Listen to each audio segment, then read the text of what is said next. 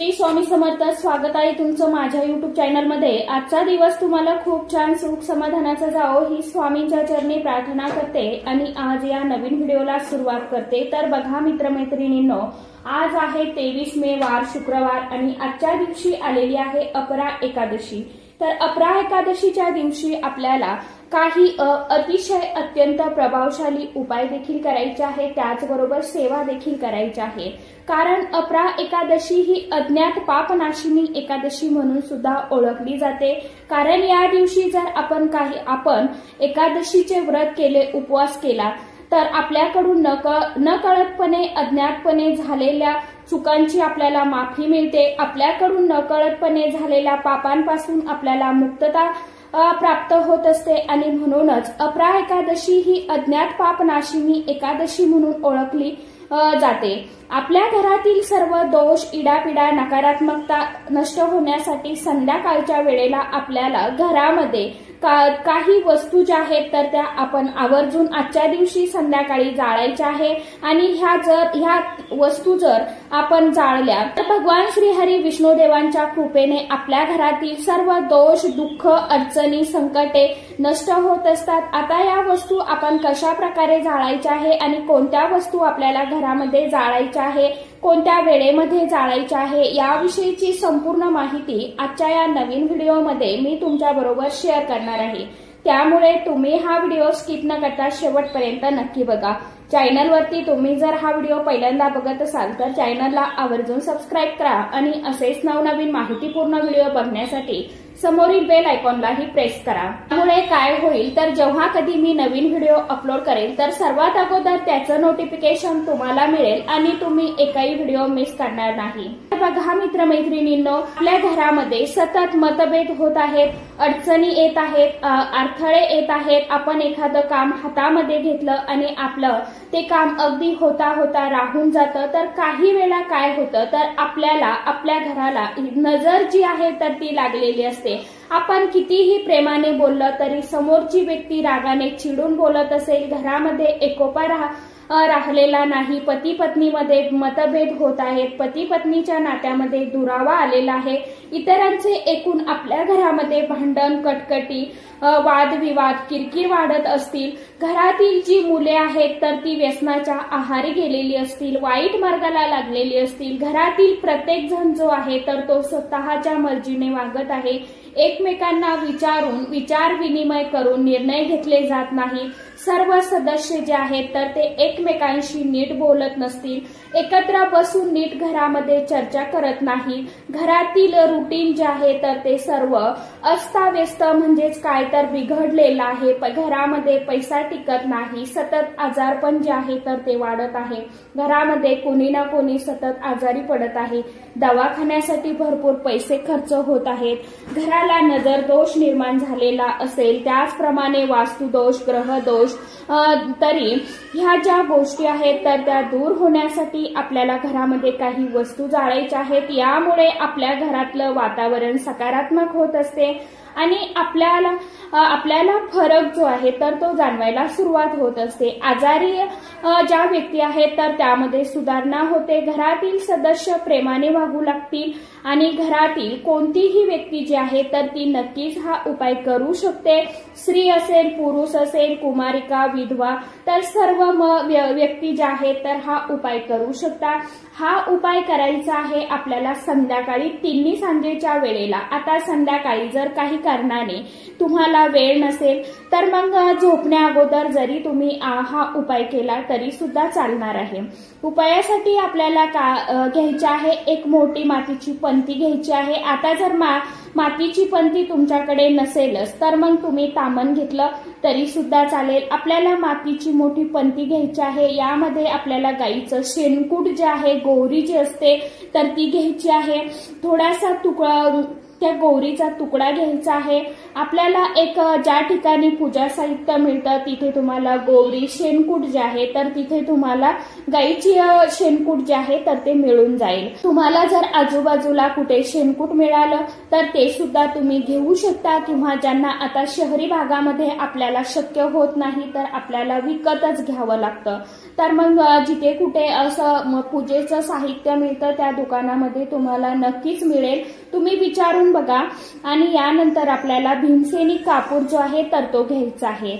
आता नकारात्मकता नष्ट करण्यासाठी प्रभावी असतो, परंतु जर भीमसेनी कापूर नसेल तर मग तुम्ही रेग्युलर आपण जो कापूर वापरतो घरामध्ये तो घेतला तरी सुद्धा चालेल। आता किमान 5-6 वड्या तुम्हाला कापुराच्या घ्यायच्या आहे। यानंतर 5 फूल असलेल्या लवंगा आपल्याला घ्यायच्या आहे। अखंड लवंगा घ्या, कुठेही तुटलेल्या फुटलेल्या घेऊ नका, नवीनच लवंगा घ्यायच्या आहे। आणि इतर गोष्टीमध्ये वापरलेल्या लवंगा आपल्याला घ्यायच्या नाही, तर अशा तुम्ही 5 फूल असलेल्या लवंगा घ्या। त्यासोबत एक तमालपत्र घ्यायचं आहे, व्यवस्थित तमालपत्र घ्या। थोडीशी आपल्याला चिमूटभर पिवळी मोहरी जी आहे तर ती देखील घ्यायची आहे। त्याचबरोबर हे सर्व साहित्य आपल्याला त्या पंतीमध्ये ठेवायचं आहे आणि त्या साहित्यावरती आपल्याला थोडंसं शुद्ध तूप जे आहे तर ते घालायचं आहे। आता हे तूप देशी गाईचं असावं, परंतु जर काही कारणाने देशी गाईचं तूप मिळालं नाही तर ते तुम्हाला जे तुमच्याकडे असेल ते तुम्ही घातलं तरी सुद्धा चालणार आहे। आपण तूप नाही वापरलं तरी सुद्धा चालेल, आता ज्यांच्याकडे नसेलच त्यांनी नाही घेतलं तरी सुद्धा चालेल। आता पंतीमध्ये सर्व साहित्य आपल्याला एकत्र करायचं आहे आणि आपल्या घराच्या ब्रह्मस्थानावरती म्हणजे आपल्या घराचा जो मध्यभाग आहे तर त्या मध्यभागी आपल्याला बसायचं आहे आणि ही जी मातीची पंती आहे तर ती एका ताटामध्ये आपल्याला ठेवायची आहे आणि त्यामध्ये आपण जो कापूर ठेवलेला आहे तर तो प्रज्वलित करायचा आहे। किंवा जरी तुम्हाला घराच्या मध्यभागी बसणं शक्य नसेल तर मग तुम्हाला काय करायचं आहे, आपलं देवघरासमोर बसायचं आहे आणि त्या ठिकाणी तुम्हाला हा कापूर प्रज्वलित करायचा आहे। कापुरासोबत इतर ज्या गोष्टी आहेत, शेणकूट आहेत, लवंग आहे, तमालपत्र आहे, पिवळी मोहरी आहे, तर ते सुद्धा आपोआप प्रज्वलित होईल। त्यानंतर आपल्या घराच्या मध्यभागावरून किंवा देवघरासमोरून आपल्याला उठायचं आहे आणि संपूर्ण घरामध्ये आपल्याला हा धूर जो आहे तर तो पसरून घ्यायचा आहे, म्हणजे फिरवायचा आहे। आणि शेवटी आपल्याला मुख्य दरवाजाजवळ यायचं आहे आणि आपल्या दरवाजाला तो धूर जो आहे तर आपल्या हाताने असा घरभर पसरवायचा आहे आणि दरवाजावरती देखील आपल्याला फिरवायचं आहे। हे सर्व जेव्हा आपण करत असतो त्यावेळेला आपल्याला घरामध्ये रामरक्षा किंवा कालभैरव अष्टक म्हणायचं आहे, किंवा तुम्ही मोबाईलवरती लावू शकता, हा विष्णू सहस्रनाम म्हटलं तरी सुद्धा चालेल। आता अशा प्रकारे आपल्याला ह्या ज्या वस्तू आहेत तर त्या जाळायच्या आहेत आणि त्याचा धूर मात्र आपल्याला संपूर्ण घरामध्ये पसरवायचा आहे। फक्त आपल्याला बाथरूम असेल, टॉयलेट असेल ती जागा सोडून द्यायची आहे आणि इतर घरभर हा धूर पसरवायचा आहे। शेवटी मुख्य दाराजवळ आणून आपल्याला ते ताट जे आहे तर ते ठेवायचं आहे आणि जेव्हा यातली सर्व साहित्य जळेल त्यानंतर आपल्याला हे ताट उचलून ठेवायचं आहे। दुसऱ्या दिवशी काय करायचं तर हे सर्व साहित्य जे जळालेलं आहे तर ते घराबाहेर आपल्याला टाकायचं आहे। तुम्ही एखाद्या झाडाखाली मातीमध्ये टाकू शकता किंवा निर्माल्यामध्ये टाकू शकता आणि प्रत्येक वेळेला आपण हा उपाय करणार आहोत तर त्यावेळेला ही पंती जी आहे तर ती तुम्ही परत धुवून पुसून वापरू शकता।